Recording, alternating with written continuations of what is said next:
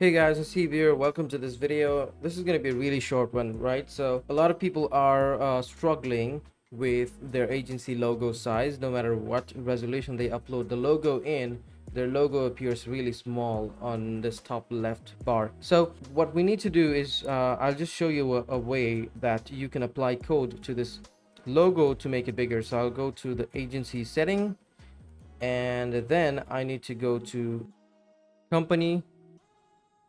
And here under custom CSS, I'll just put a small piece of code which you can find in this video's description, by the way, and I'll hit update.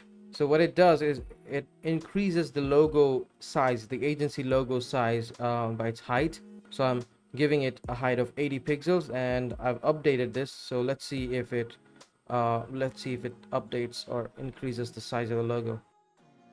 All right, so as you can see, it's updated the logo size, and it appears like clearer and definitely bigger. So you can apply this piece of code in your agency setting custom CSS in order to make your logo bigger if it appears really small.